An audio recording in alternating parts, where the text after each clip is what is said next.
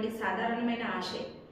సొసైటీలో తమ పిల్లలు గౌరవప్రదంగా బ్రతకాలని, తలెత్తుకుని జీవించాలని ప్రతి తల్లిదండ్రి కూడా తమ యొక్క ఆశలను బిడ్డలకి చెప్తూ వారిని తీర్చిదిద్దే ప్రయత్నంలో తల్లిదండ్రులు ఉంటున్నారు. కానీ ఆ తల్లిదండ్రుల యొక్క ఆశలను, వారి యొక్క బాధలను అర్థం చేసుకునే పిల్లలు ఈ జనరేషన్లో ఉన్నారా? లేదా వారి బాధను, వారి ఆశలను ఒత్తిడిగా ఫీల్ అవుతున్నారా? ఈ నేపథ్యంలోనే యూకే లక్నోలో ఒక దారుణం చోటు చేసుకుంది.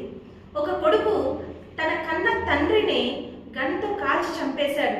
ఆ మరునాడు ఏమీ తెలియనట్లు పోలీస్ స్టేషన్కి వెళ్ళి ఫిర్యాదు చేశాడు. మన్మేంద్ర ప్రతాప్ సింగ్ అనే ఒక వ్యక్తి ప్యాథాలజీ ల్యాబ్ను నడుపుతూ కుటుంబాన్ని పోషించుకునేవాడు. ఆయనకు ఒక కొడుకు.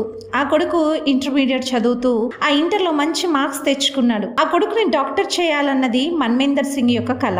నీట్ పరీక్షలు బాగా రాయాలని, చదువుపై కొత్త శ్రద్ధ పెట్టమని కొడుకుకు రోజు చెప్తూ ఉండేవాడు తండ్రి. తండ్రి మాటలు చెవికి ఎక్కలేదు సరికదా, తనపై ఒత్తిడి తెస్తున్నాడనే కోపంతో తండ్రిని గన్తో కాల్చి చంపాడు. అంతటితో ఆగలేదు ఆ కసాయి కొడుకు. ఆ తండ్రి శవాన్ని ముక్కలు ముక్కలుగా నరికి డ్రమ్ములో పెట్టాడు. ఆ మరునాడు ఢిల్లీ వెళ్లిన తన తండ్రి ఇంకా తిరిగి రాలేదని బంధువులతో చెప్పాడు. అలాగే పోలీస్ స్టేషన్ కు వెళ్లి మిస్సింగ్ కంప్లైంట్ కూడా ఇచ్చాడు. మిస్సింగ్ కంప్లైంట్ నమోదు చేసుకున్నారు పోలీసులు. ఇక దర్యాప్తు ప్రారంభించారు.